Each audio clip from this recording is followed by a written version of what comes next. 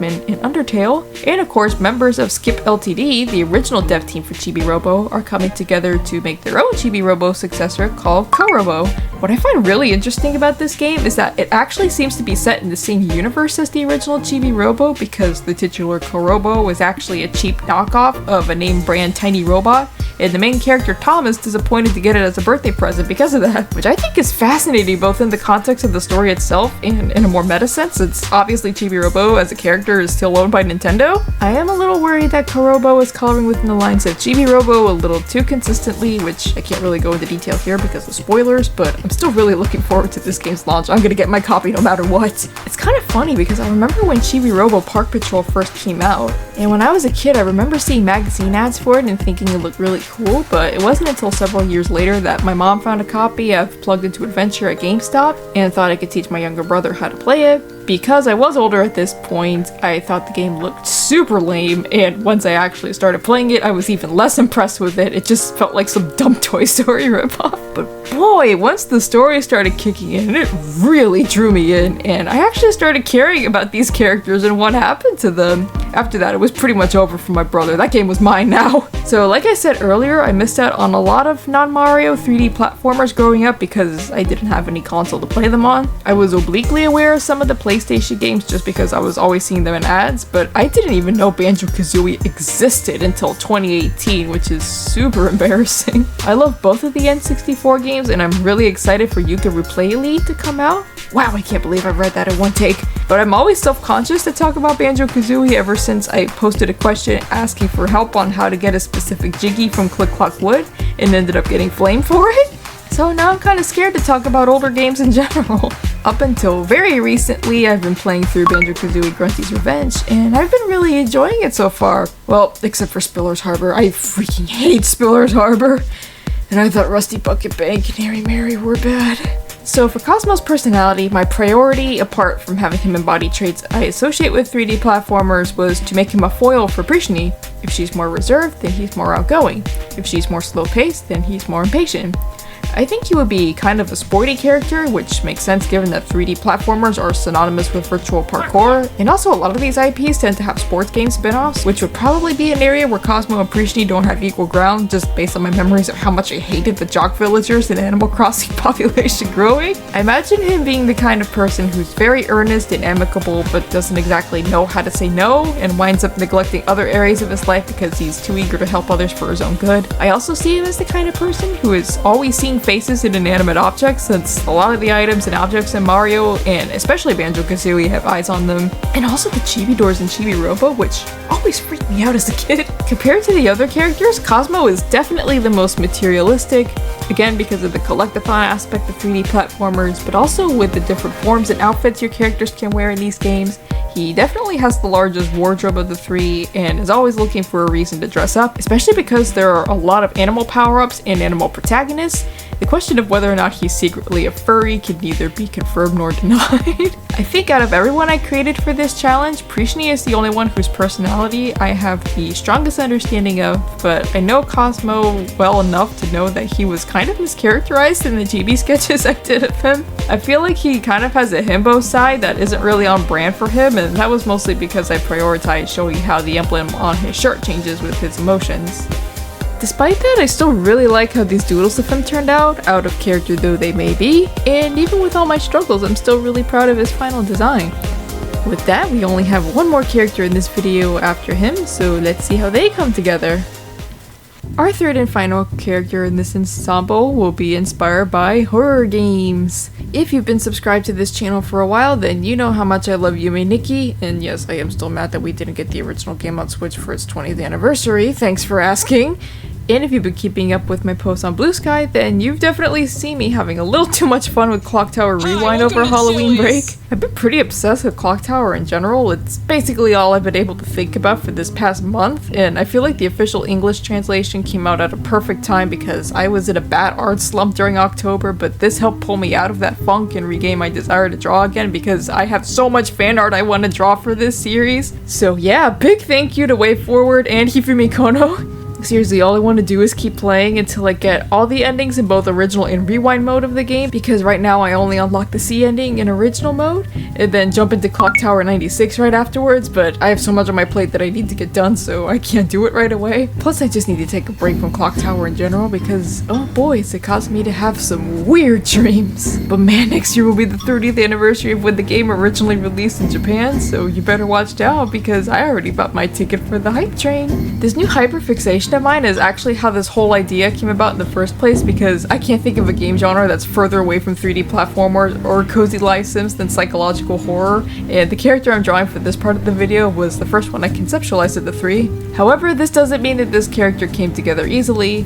Quite the opposite actually, as this Clock Tower recency bias meant I had to work overtime to keep this character from being a ripoff of Scissorman, which honestly feels strangely poetic given how proudly Clock Tower wears its inspiration on its sleeve. Coming up with this design was also a pain for numerous reasons, but we'll get to that in a bit. As far as names go, I chose Gordon for this character pretty early on, which was originally a reference to Gordon Curie, but because I ended up giving him an axe to hold, I feel like it's more of a nod to Lizzie Borden since his name is so similar to her last name.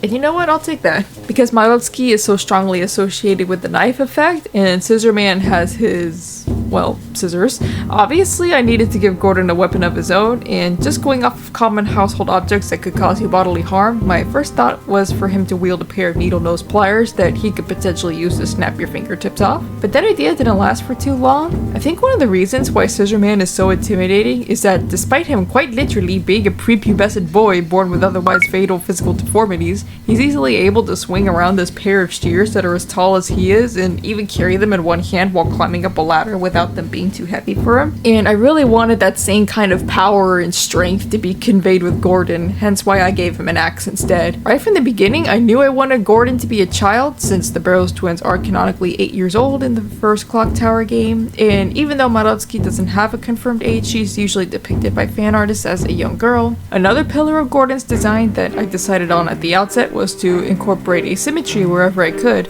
First and foremost by giving him heterochromia. Part of this had to do with how pervasive googly eyes are in 𝚤𝚑𝚤𝚑𝚑, but the real reason was that I couldn't choose what eye color to give him. I was torn between red, since that's the color 𝚘𝚘𝚐𝚐 and Dan Barrow's eyes are consistently depicted as being, or fuchsia as a reference to the lunatic 𝚠𝚘𝚘𝚕𝚜 that traumatized me when I first played 𝚤𝚑𝚑𝚑𝚑, until I finally settled on both. Even though I chose to make him a little kid, I didn't want him to look like he was born yesterday, especially if he's going around attacking people. He probably has some nicks on him. So I gave him some pretty gnarly eye bags along with 3 scars on his face, 2 as an homage to both Uboa's face markings in 𝚤𝚑𝚑𝚑𝚑, plus the screenshot from Benny in the ink machine that I included in my mood board, and 1 on his cheek to reference the general area where Scissorman got pecked by the crow Jennifer Freed in the Clock Tower Strategy Guide manga. At one point, I wanted to give him a mole just because I've been listening to Evelyn a lot, and I low-key kind of associated with Bobby and Dan, but I ended up scrapping this since it made his face too cluttered. 1 cuff of his jacket is unfolded, and the sleeve is torn, and he also has 1 of his pant legs rolled up to reveal a striped sock, which I just could not resist giving him because to me it really encapsulated his childishness without looking too silly. I originally didn't want his clothes to be layered just to make him different from Cosmo and Prishni, but that didn't last for too long. His outfit is very heavily inspired by Elisa Developer's Cut, which I've been really enjoying just from playing the demo, even though I absolutely suck at it. If you remember the main video I posted celebrating the 10th anniversary for my fanime The Caged Underworld, then you may recognize some artwork for Bad Day on the Midway that appeared for a split second on the screen and made its way back here, as I really wanted Gordon's hairstyle to be modeled off of Dixie and Ted's, where it's separated in very thin limb strands, and I think that helps set him apart from both Cosmo and Prishni since both of them have pretty fluffy hair. Another area where I pitted Gordon's design against the other 2 was making his eyebrows much thinner and scribblier, which was fun since I enjoy giving my OCs really thick eyebrows. I don't know what it's called, but the golden collar thing on Dixie's top made its way onto Gordon's outfit just because I was a little anxious about his clothes looking too similar to Bobby's, and I thought this was the easiest way to differentiate the 2. I was thinking of giving him more modern clothes or a warmer color palette as a reference to 𝚘𝚘𝚐𝚑𝚑𝚑, but it just didn't feel right for Gordon's character, so I gave him something a little more formal and outdated to wear. Because Clock Tower is set in the mid-90s, there's definitely was a temptation to have Gordon wear some Chuck Taylors, but doing that would have made it impossible to take seriously. Okay, I've been stalling long enough, so now let me tell you the story about how much I suffered figuring out his color scheme. Remember when I complained about how Cosmo took me hours to map out his colors for? Well, Gordon took me days. And that was when I was still in the sketch phase. This time-lapse can't adequately convey the torture I endured as I kept swapping between different colors that looked too dark, too vibrant, too imbalanced, too inappropriately festive, all while having at least 2 gradient map color filters over my sketch to try and make the colors more cohesive. My biggest problem was that I wanted Gordon's colors to strike a balance between dark and bright, since a lot of these games I included in his mood board have a lot of good contrast of pairing dark colors with a visually dark atmosphere, but I didn't want to go so off the rails that he started looking like he didn't belong in the same ensemble as Cosmo and Prishni, so I actually grabbed colors that were common in both of their palettes and tried to incorporate desaturated versions of them in Gordon's design, and while it definitely was the right decision, I think it just made me more confused from the outset. On top of all that, I also had to manage the values in Gordon's colors and make sure different areas weren't blending into others, which made this battle even more intense. Guys, hell is real, and this is proof. At one point, I ended up grabbing a stack of Goosebumps books from my shelf to use as reference, because if any artwork could put me on the right path of marrying dark and saturated colors, it was the front covers of those books. And luckily, it worked! I did end up simplifying a lot of details on his outfit though, just because I was so sick of managing different color shifts, so I'm sorry that his clothes look kind of boring now, but it was for my own sanity and I don't regret dressing him in layers anymore. There was another unexpected problem though, which was that after settling on the colors of his clothes, I had to change his hair from silver to dirty blonde because I did not want people comparing my OC to Nagito Komaeda. Honestly, he just reminds me of a very harrowed version of my old abandoned OZ Esme.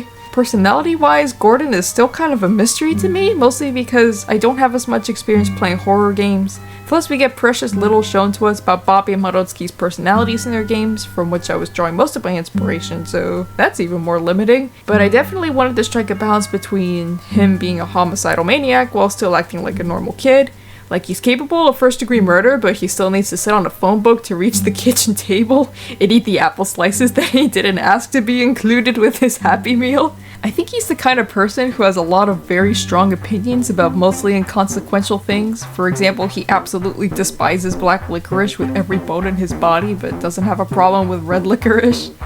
It became clear to me that it wasn't enough for him to just be threatening towards other characters, but to actually have the ability to unalive them. Otherwise, he would just feel really wimpy and ineffectual. And unfortunately, since these characters are inspired by video games, if Gordon actually does end them, then they can just respawn shortly afterwards, so the world they reside in follows the same logic as Tom and Jerry or Poppy the Performer. Right away, I knew I wanted him to have an interest in comic books because there are some manga series that I associate pretty heavily with both Clock Tower and Yume Nikki. My first introduction to Clock Tower, believe it or not, was from Full Moon no Sagashite. In one of the side panels for chapter 5 of the first volume, Erina Tanemura mentions that the origin of the name for her behind-the-scenes strips, Penchi de Shakin, came from a memory of her playing Clock Tower in '96 with her friends, which got me curious to look at the game, and the rest is history. So thanks, Erina Chi, I have you to thank/blame for my Clock Tower brain rot. As for Yume Nikki, that gave me my first introduction to Alien 9, since its original creator was also the artist for Yume Nikki's manga adaptation. To make things even more ironic, his post was directly inspired by a panel from Sailor Moon. I think that's one thing that makes his exercise so much fun. So many of these decisions I'm making for the creation of these characters are based on my personal experiences with the game genres they're based on. Like, if you gave someone else a prompt to design 3 characters based on their favorite video game genres, even if they were the same as mine, their characters would probably end up being completely different from mine because they'd invariably have different associations than I do. On that weirdly philosophical note, we're reaching the chibi sketch part of the character design process, which is definitely more scuffed than Cosmo and Prishni's just because of how badly I wanted Gordon to be over and done with, but now that he's complete, I'm very happy with his final look. So that is it for this character design video. I hope you enjoyed watching this process as much as I enjoyed creating them, because I've gotten really attached to these little guys, and this probably won't be the last time you see them on here. If you're interested in these characters too, I posted bios for all 3 of them over on my Toy House and Character Hub profiles, where you can read more detailed descriptions of them and view all the art I created for this video at a higher resolution. I'll see you over there! If you have any favorite genres of games, music, books, or anything else, I highly recommend giving this challenge a go. With all that being said, it's time for me to shut this video down. Make sure to give Boba Cat some pats, snacks, and playtime before you log out, and head to the description of this video to find links for every other corner of cyberspace I'm on. Thanks for letting me chat with you in this overdue video, and until next time, I want to go back and play all these games now.